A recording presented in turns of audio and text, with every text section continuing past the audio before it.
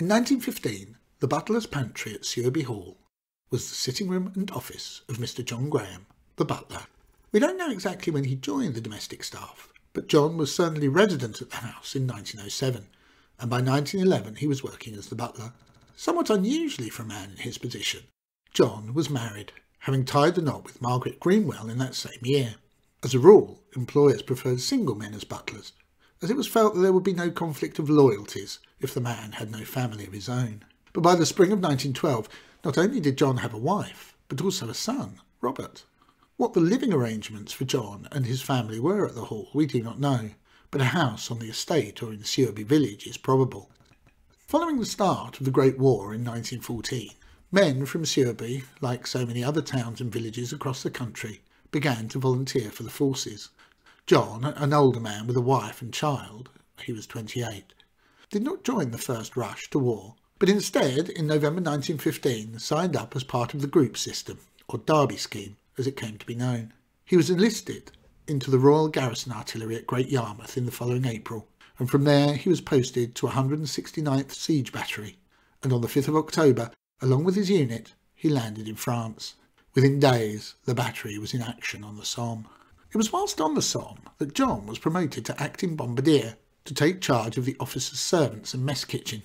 At this time, every officer in the army was assigned a servant, often known as a batman. In a speech in Parliament that same year, Winston Churchill suggested that there were some 200,000 officers' servants in the army and another 50,000 grooms. These were the men who looked after the officers' needs, often living in the same dugouts or billets as their officer. When in the front line, they would cook the officers' food, clean their kit and act as bodyguard. Behind the lines, they would become mess staff and waiters, and whilst travelling between the two, they would ensure the safe movement of their officers' belongings.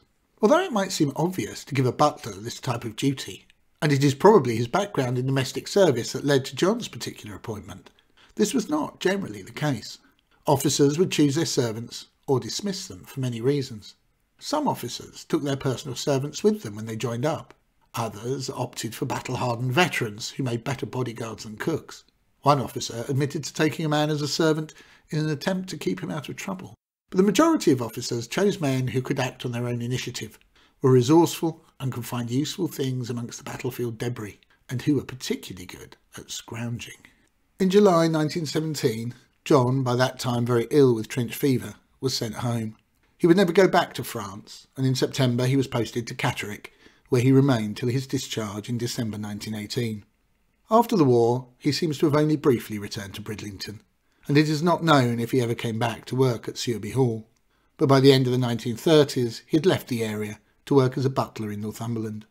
He never really recovered from his illness, and died in 1957, aged just 66.